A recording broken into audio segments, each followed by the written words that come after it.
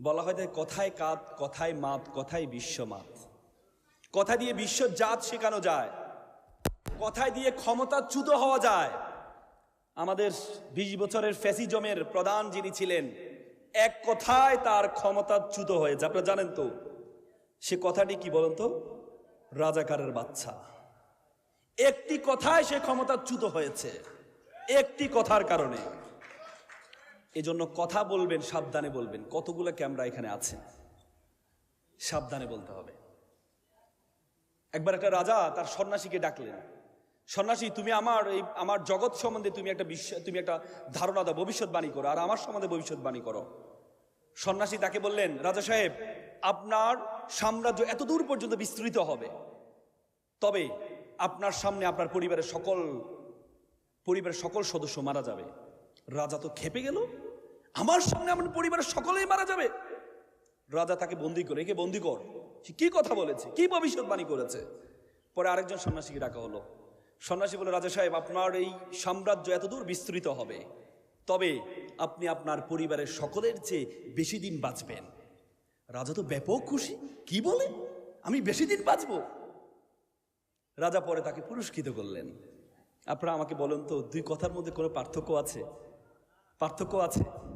আপনার সামনে আপনার পরিবারের সকলে মারা যাবে, আর আপনি পরিবারের সকলের চেয়ে বেশি দিন বাঁচবেন, এই দুটির মধ্যে কোনো পার্থক্য আছে? পার্থক্য শুধু হচ্ছে কথার ভঙ্গিমায়। যা আপনি কাউকে বললেন, এই তুমি মিথ্যা বলেছ, সে রাগান্বিত হবে। আপনি যদি তাকে বলেন, ভাইয়া আপনি সত্য বলেন নাই, সে কি রাগান্বিত হবে? রাগান্বিত হবে। এজন্য কথায় কাত, কথায় মাত, কথায় বিশ্বজাত। কথার কথা শুধু আমরা বলি না, ভালো কথার বিষয়ে এমফেসাইজ করেছেন যিনি আমাদেরকে সৃষ্টি করেছেন, আল্লাহ তাআলা। আল্লাহ তাআলা কোরআনে বলেছেন, উদউ ইলা সাবিলি রাব্বিকা বিল হিকমা ওয়াজাদিলহুম বিল্লাতি হিয়া আহসান। আল্লাহ বলেছে ওয়াজাদিলহুম, তোমরা কথা বলো, তোমরা বিতর্ক করো। আল্লাহ এখানে আদেশসূচক শব্দ ব্যবহার করেছেন, ইম্পারেটিভ সেন্টেন্স ব্যবহার করেছেন, বিল্লাতি হিয়া আহসান, অতি উত্তম পন্থায়। এখানে আল্লাহ আরবি গ্রামারে যাকে বলে তাফজিল ব্যবহার করেছেন, এবং সুপারলেটিভ ডিগ্রি ব্যবহার করেছেন, অতি উত্তম পন্থায়। তোমরা অতি উত্তম পন্থায় কথা বলো। আল্লাহ রাসূল তো আরো চমৎকার কথা বলেছেন। আল্লাহ রাসূল বলছে, ইন্না মিনাল বায়ানি লাসিহরান। কিছু কথা আছে যে কথায় জাদু আছে। জাদু যেমন মানুষকে বশ করে ফেলে, মানুষকে নিজের আয়ত্তের মধ্যে নিয়ে আসে, মানুষকে যেভাবে বলে সেভাবে করার জন্য বলে, সেম মানুষ যখন কথা বলে তখন মানুষ তাকে জাদুর মতো বশ করে ফেলে। বনি ইসরাইলের উপর নবী আসছেন হযরত মুসা আলাইহিস সালাম। মুসা আলাইহিস সালামের কথা বেশি আল্লাহ তাআলা শুনেছেন। মুসা আলাইহিস সালাম একটা দোয়া সবসময় পড়তেন, রাব্বি শাহলি সাদরি ওয়া ইয়াসসির লি আমরি ওয়াহলুল উকদাতাম মিন লিসানি। হে আল্লাহ, তুমি আমার জিহ্বাকে সাবলীল করে দাও। কারণ ওনার জিহ্বাটা একটু জড়তা ছিল, তিনি নবী, তিনি দাওয়াত দিবেন কিভাবে মানুষকে। তখন তিনি বলছেন, ওয়া কি হারুন, আমার ভাই হারুনকে তুমি আমার সঙ্গী বানিয়ে দাও। কারণ হারুন আলাইহিস সালাম তখন নবী ছিলেন না, কিন্তু চমৎকার কথা বলতে পারতেন, চমৎকার বাচনভঙ্গি তার ছিল। তখন তিনি দোয়া করলেন, আমার ভাই হারুনকে আপনি আমার সহপাঠী বানিয়ে দাও। আল্লাহ তাআলা মুসা আলাইহিস সালামের সেই দোয়াটি কবুল করেছেন এবং তাকে নবী বানিয়ে দিলেন। তার মানে কথা বলা, কথা বলতে এমপেসাইজ শুধু not only in our religion, each and every religion আর emphasise in the public speaking. অত সৈন্য হকিল কাম্বরূপ রোহিত কপদগিনী নির্বিষ্টাহ দলপাগ পিঙ্গ কদলী কুঞ্জ ভ্রমদ বানরা। শ্রী বলে, শ্রী চমৎকার কথা বলার কথা বলেছেন, চমৎকার কথা বলার কথা বলেছেন। এজন্য আপনারা এখানে যারা আছেন, আমি এখানে যারা কথা বলেছেন, আমি চমৎকৃত হয়েছি, কিন্তু আরো ভালো লাগতো। আল্লাহ রাসূল একটা চমৎকার হাদিস বলেছে। আল্লাহ রাসূল বলেছে, খাইরুল কালামে কাল্লা ওয়াদাল্লা। আল্লাহ রাসূল বলেছে, উত্তম কথা হচ্ছে সবচেয়ে কম কথা। আজকে এখানে যারা স্পিকার ছিলেন, পৃথিবীতে সবচেয়ে কঠিন কাজ হচ্ছে কম কথা বলা। পৃথিবীতে সবচেয়ে কঠিন কাজ হচ্ছে কম কথা বলা। যদি আপনি কম কথা বলতে পারতেন, আমার কাছে মনে হতো, যদিও এটা আমার ইসলামী ধর্মে অ্যালাউ করে না। একজন ফিলোসোফার রেস্কি তিনি একটা চমৎকার কথা বলেছেন। তিনি বলেছেন, শর্ট কথা ভালো লাগে, কারণ শর্ট পোশাক যেমন মানুষকে আকর্ষিত করে, তেমনি শর্ট কথাও মানুষকে আকর্ষিত, যদি আই ডোন্ট বিলিভ ইট। কিন্তু তিনি চমৎকারভাবে উদাহরণ দিয়েছেন। এজন্য কথাটা যদি কম হতো, যারা এখানে দাঁড়িয়েছেন তারা যদি বলে যে আকলে মন্দা ইশারা মাসদ আর ব্যাকল মন্দা নাঠুসা বাসদ, আকল বানারে ইশারা দিলে হয়। এখানে যারা আছে সবাই আকলবান, এদের ইশারা দিলেই এরা বুঝতে পারবে যে আপনি কি পাবলিক স্পিকার, আপনি নাকি পাবলিক স্পিকার না। এজন্য আপনারা যারা আছেন, আপনারা যারা ইনিশিয়াল কথা বলছেন, আপনাদেরকে বলবো পৃথিবীতে যত দক্ষতা আছে, পৃথিবীতে যত দক্ষতা আছে, পৃথিবীর সকল দক্ষতার মধ্যে মোস্ট ফাইন্যান্সড ইম্পর্টেন্ট দক্ষতা হচ্ছে পাবলিক স্পিকিং। আপনি যদি ভালো কথা বলতে পারেন, আপনি যে পেশায় যাবেন you will be top one, আপনি প্রথম হবেন। যে পেশায় যাবেন, আপনি একটা দোকানদার, আপনার মুদি দোকান সবচেয়ে বেশি চলবে। একটা মুদি দোকানের একটা লোক আছে খারুজ, কেউ গেলে একজনকে মালামাল দিচ্ছে, আরেকজন এসে যদি বলে আমাকে একটু মালামাল দেন, উনি বলে ভাই দেখতে পাচ্ছেন একজনকে দিচ্ছি, এমন করেন কেন আপনারা? এখানে আসলে এমন করেন কেন? এই লোকটাকে আর যাবে তার কাছে? কিন্তু আপনি যদি গিয়ে তাকে বলেন যে ভাই একটু বসেন ভাই, আমি জানি আপনার কষ্ট হচ্ছে, আমি কোনটা শেষ করি, আপনি একটু বসবেন, আপনি এখানে আসবেন, ফ্যানের নিচে বসবেন। আপনার যদি তারাও থাকে, তারপরেও আপনি বাধ্য হবেন 5 মিনিট বসে থাকতে। এই জন্য আপনি যখন ভালো কথা বলতে পারবেন, ব্যবসায়ী হবেন, আপনি সেরা হবেন। শিক্ষক হবেন, আপনি সেরা হবেন। আপনার প্রত্যেকের সাথে আমি কয়েকটি পরামর্শ দিয়ে কথা শেষ করব। পাবলিক স্পিকিং জন্য সবচেয়ে গুরুত্বপূর্ণ হচ্ছে কনফিডেন্স, আত্মবিশ্বাস। সবচেয়ে গুরুত্বপূর্ণ হচ্ছে আত্মবিশ্বাস, মানে নিজের উপর চরম বিশ্বাস থাকতে হবে। আপনি যখন এখানে দাঁড়াবেন, আপনি যেখানে দাঁড়িয়ে যদি চিন্তা করেন, দেখেন আমরা প্রত্যেকে ঝগড়া পারি।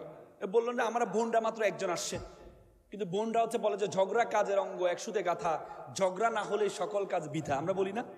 কিন্তু বোনরা যখন এই বোনদেরকে ঝগড়া করে, সেম তাকে যদি বলি আপনি যে ঝগড়াটুকু করেছেন, এই ঝগড়াটুকু স্টেজে এসে করেন তো, তখন তিনি পারেন না পারার কারণ কি জানেন?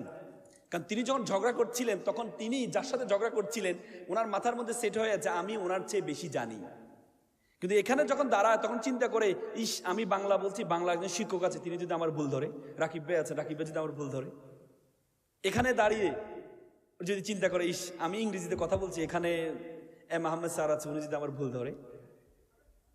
আপনি এখানে দাঁড়িয়ে যদি আপনি আরবি কথা বলার সময় আপনি ভাবেন এখানে রিপন ভাই আছে, উনি যদি আমার ভুল ধরে, বিশ্বাস করেন আপনি এখানে কথা বলতে পারবেন না। এখানে এজন্য আপনি যখন স্টেজে দাঁড়াবেন, তখন আপনাকে মনে করতে হবে এখানে যারা আছে সব গরু আর আমি হচ্ছে গুরু, তাহলে আপনি দাঁড়িয়ে কথা বলতে পারবেন। আপনাকে মনে করতে হবে এখানে যারা আছে সব ছাগল আর আমি হচ্ছে রাম ছাগল, সবচেয়ে বড় ছাগল, তাহলে আপনি এখানে দাঁড়িয়ে কথা বলতে পারবেন। এজন্য প্রথম যেটি লাগবে সেটি হচ্ছে কি? আত্মবিশ্বাস। দ্বিতীয় হচ্ছে আপনার যেটি লাগবে logical, have to be a logical information. You have to gather the information, তথ্যবিহীন আপনি এখানে দাঁড়িয়ে কথা বলতে পারবেন না। আপনি যখন পাবলিক স্পিকার হবেন, আপনি তখন ঢালাওভাবে তথ্য দিলে হবে না। আপনাকে যদি বলে ঢাকা শহরের মূল সমস্যা কি, আপনি যদি ঢাকা শহরের মূল সমস্যা জ্যামের মূল কারণ কি, আপনি এখানে দাঁড়িয়ে যদি বলেন জ্যামের মূল কারণ হচ্ছে যত্র পার্কিং, তাহলে হবে না। আপনি এখানে দাঁড়িয়ে বলতে হবে, ইনফরমেশন দিতে হবে যে আপনি জানেন একটা শহরের আদর্শ শহরের জন্য রাস্তা প্রয়োজন হচ্ছে 25%, কিন্তু আমাদের শহরে তার আয়তনের মাত্র 7% রাস্তা আছে। যতক্ষণ পর্যন্ত 25% না হবে ততক্ষণ পর্যন্ত ঢাকা শহরের জ্যাম যাবে না। এটি হচ্ছে পাবলিক স্পিকার। আপনাকে তথ্য দিতে হবে। আপনাকে বলতে Jack of trade master of নান। আপনি কোনো কিছুর মাস্টার হবেন না, কিন্তু প্রত্যেকটা বিষয় আপনাকে জানতে হবে। এখানে দাঁড়িয়ে যদি বলেন যে আপনি আমাকে কি বলছেন, আমি তো আর্টসের স্টুডেন্ট, আপনি আমাকে গ্রিন হাউস ইফেক্ট সম্বন্ধে কেন প্রশ্ন করছেন, তাহলে হবে না। পাবলিক স্পিকার আপনাকে সব জানতে সমস্যা হইতে হবে, আপনাকে তথ্য। তৃতীয় যেটি লাগবে logical, have to be a logical. আপনাকে লজিক্যাল হইতে হবে, যুক্তিবোধে শুদ্ধতম প্রকাশ থাকতে হবে আপনাকে। একবার একটা ইসলামী স্কলারকে প্রশ্ন করা হয়েছিল, আচ্ছা আপনারা বলেন তো আপনারা তো বলেন যে ইসলাম ধর্ম একটা ইউনিভার্সাল রিলিজিয়ন। ইসলাম ধর্ম যদি ইউনিভার্সাল রিলিজিয়ন হয়, তাহলে আপনারা মক্কা শহরে হিন্দুদেরকে ঢুকতে দেন না কেন? Is it a violation of your universality? তো তিনি বলছেন আচ্ছা ঠিক আছে, আচ্ছা আপনি কোন দেশের নাগরিক? বলছেন আমি বাংলাদেশের নাগরিক। আচ্ছা আপনি বাংলাদেশের নাগরিক হিসেবে আপনি বাংলাদেশের সব জায়গায় যেতে পারেন? না আমি তো যেতে পারি। বলছে ক্যান্টনমেন্টে যেতে পারেন? না ক্যান্টনমেন্ট যেতে পারি না। বলছে কেন যেতে পারেন না? তারা ঢুকতে দেয় না। তাহলে আপনি তাদের বিরুদ্ধে মামলা করেন, you can sue against him, যে আপনাকে কেন ঢুকতে দেয় না? কারণ you are citizen of Bangladesh, you have right to enter and exit every place of Bangladesh. তাহলে আপনি কেন ঢুকতে দেন? তারা আপনাকে ঢুকতে দিচ্ছে না। তখন বলছে না এটা করা যাবে না। তখন তিনি বললেন ক্যান্টনমেন্টে তারাই ঢুকতে পারবে, তারা দেশের জন্য জীবন দিতে পারবে। মুসলমানদের জন্য এটি ক্যান্টনমেন্ট হচ্ছে মক্কা শহরে তারাই ঢুকতে পারবে যারা ইসলামের জন্য জীবন দিতে পারবে। It's a principal of logic, এটা ইথিক্স অফ লজিক। একটা নাস্তিক প্রশ্ন করেছে, আচ্ছা আপনি আমাকে দুটি প্রশ্ন উত্তর দিতে বললে আমি আপনার ইসলাম মেনে নিব।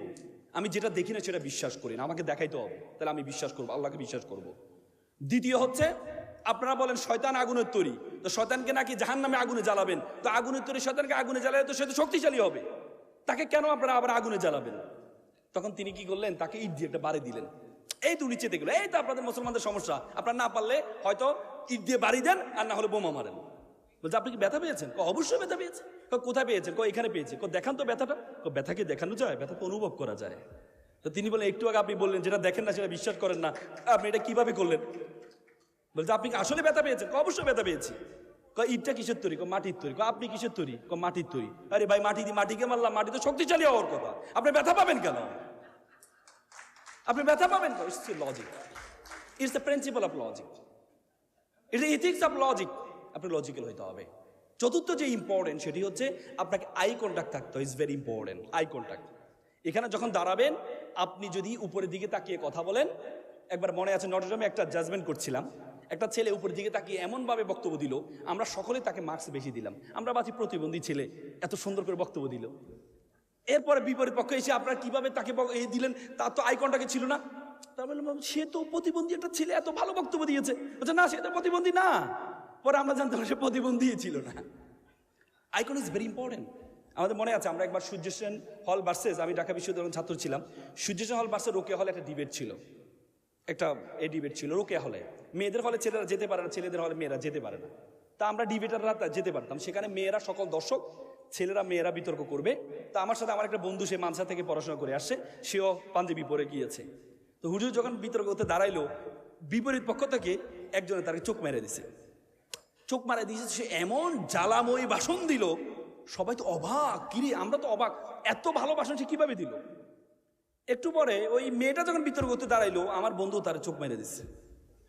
চোখ মাইরা সে টেবিলে নিয়ে মাথাটা এভাবে তাক করে আছে। আমরা বললাম, বন্ধু কি হয়েছে? কুতিবা আলাইকুমুল কিসাস, মানে আল্লাহ বলছে কি প্রতিশোধকে ফরজ করেছে। আমি ঘটনা ঘটাই দিচ্ছি। কি হয়েছে? সে আমার চোখ মারছে, আমিও মেরে দিচ্ছি। এ মেয়ে আর কথা বলতে, মেয়ে দাঁড়ায় শুধু 5 মিনিট 3 মিনিট শুধু মুখ নাড়াচ্ছে, কোনো কথাই আসে না। তার কথা হচ্ছে যে আমি বোরকা পরি না, একটা ছেলেকে আমি চোখ মারতেই পারি, কিন্তু একটা হুজুর কেমন আমাকে চোখ মারলো? একটা হুজুর কেমন আমাকে চোখ মারলো? ওইটার কারণে আমরা জয়লাভ করছিলাম। এই জন্য আইকন ইজ ভেরি ইম্পর্টেন্ট। আপনি যখন তাকাবেন তখন কিসের দিকে তাকাবেন? তখন কিসের? কপালের দিকে তাকাবেন, কপাল। কারণ আপনি যখন চোখের দিকে তাকাবেন, ইনিশিয়াল বিতর্কিক হলে, ইনিশিয়াল পাবলিক স্পিকার হলে, কেউ যদি এভাবে করে কি বলে, তখন কিন্তু আপনার কনফিডেন্স লেভেল লো হয়ে যাবে। এই জন্য আপনি তাকাবেন কোথায়? কপাল। কপাল না কপাল। কপাল কোনটা বলেন তো? কপাল গাল। কবি একবার লিখছে না, কপালখানি ভিজে গেল 2 নয়নের জলে। মানে লেখার কথা ছিল কপালখানি ভিজে গেল 2 নয়নের জলে, লিখে ফেলছে কপালখানি ভিজে গেল 2 নয়নের জলে। কবি মানুষ একবার লিখলে তার কাটতে পারে না, তখন লিখছে পা দুখানি বাঁধা ছিল গাছের ঢালে। তার মানে আপনারা যখন তাকাবেন তখন কোথায় তাকাবেন? কপালের দিকে। যখন যত টিপি করো কোনো লাভ হবে না। পঞ্চম যেটি ইম্পর্টেন্ট পাবলিক স্পিকিংয়ের জন্য, সেটা হচ্ছে body language. Is a very important. Body ল্যাঙ্গুয়েজটা আপনি কিভাবে রাখবেন? আপনি ডায়াসে দাঁড়িয়ে, অনেকে দেখবেন ডায়াসে দাঁড়িয়ে এভাবে থাকে, মানে শুয়ে যাবে সে ডায়াসের উপরে। আমি ওই দিন একটা টক শোতে দেখছিলাম, ডাকশুতে যারা ইলেকশন করছে, সে ডায়াসের মধ্যে শুয়ে যাচ্ছে মনে হচ্ছে। তার মানে আপনারা যখন ডায়াসে দাঁড়াবেন তখন হাতটা কোথায় রাখবেন? আবার অনেকে দেখবেন যখন ডায়াস থাকে না, হাতটা নিয়ে বিপদে পড়ছে, হাতটা কোথায় রাখবো? আল্লাহ যদি হাতের মধ্যে স্ক্রু সিস্টেম করে দিত, তাহলে হাতটা খুলে পকেটের মধ্যে রেখে দিতাম। মানে হাতটা নিয়ে বিপদে পড়ে যায়। এভাবে কি যে করে আল্লাহ না।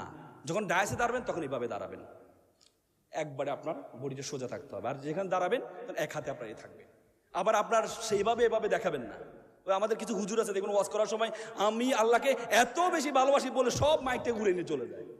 এটাকে বডি ল্যাঙ্গুয়েজ মানে। বডি ল্যাঙ্গুয়েজটা হচ্ছে আপনার শব্দ চয়ন হবে আপনার অবস্থার আলোকে। কারণ আমরা যখন পড়ি, আমরা যখন করি, তখন দন্তস্ব নিচে যখন ব হয় এটাকে শ্বাসাঘাত করতে হয়। যেমন আপনি স্বপ্ন দেখেছি, আমরা স্বাধীন জাতি।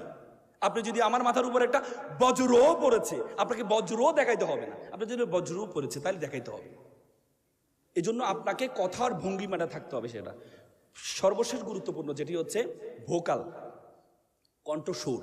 কোনটা কোন ঢঙ্গে বলে, ইটস এ ভেরি ইম্পর্টেন্ট। কোনটা কোন ঢঙ্গে। আপনি সবসময় দেখবেন, বিটিভি দেখেছেন তো না? বিটিভি দেখেছেন? বিটিভিতে দেখবেন যে যখন আনন্দের খবর, আপনারা জানেন কিছুক্ষণ আগে বাংলাদেশ নেদারল্যান্ডকে 10 উইকেটে হারিয়ে জয়লাভ করেছে। আমরা খুবই আনন্দিত, মনে হচ্ছে যেন তাই কান্না করছে, মনে হচ্ছে নেদারল্যান্ড তার বাপ হেরে গেছে। আবার দেখবেন আনন্দের খবর শোকের খবর সব একই স্টাইলে। আবার দেখবেন কিছু রেডিও আছে, ডিজুইস মার্কেট রেডিও। হ্যাঁ, কিছুক্ষণ আগে আপনারা জানেন আমাদের মাননীয় প্রধান উপদেষ্টা মারা গেছে, আমরা খুবই শোকাহত। হায় আল্লাহ, কি বলে, মানে মনে হচ্ছে যেন সে খুব আনন্দিত। না, যেটা যে ঢঙ্গের সেটাকে সে ঢঙ্গে বলতে হবে। আপনি যখন বলবীর বলবেন, বলবীরের ঢঙ্গে বলতে হবে। যদি বলবীরের ক্ষেত্রে যদি আপনি বলেন বলবীর বল উন্নত মম শির শিরনিহারি আমারই নত শিরই শিকর হিমাদের, মনে হচ্ছে যেন বিদ্রোহী কবিতাটাকে আপনি কি শেষ করে দিলেন একবারে। আবার নিজ স্বপ্ন আজি এ প্রভাতে রবির কর, কেমনই পুষিল প্রাণের পর, কেমনই পুষিল প্রাণের আর প্রভাত পাখির গান। না রে ভাই, আপনাকে বলবীর বল উন্নত মম শির শিরনিহারি আমারই নত শিরই শিকর হিমাদের। বলবীর আমি চির উন্নত মম শির, আমি চির দুর্বার দুর্বিনীত নৃশংস, আমি সাইক্লোন, আমি ধ্বংস। বলবীর। আবার আপনি যে নিজ স্বপ্ন বলেন আজি এ প্রভাতে রবির কর, কেমনই পুষিল প্রাণের পর, কেমনই পুষিল প্রাণের আধারে প্রভাত পাখির গান। না জানি কেন রে এতদিন পরে জাগিয়া উঠেছে প্রাণ, ওরে জাগিয়া উঠেছে প্রাণ, ওরে প্রাণের বাসনা প্রাণের আবেগ রুদিয়া রাখিতে নারী। এটি হচ্ছে নিজ স্বপ্নের বঙ্গ।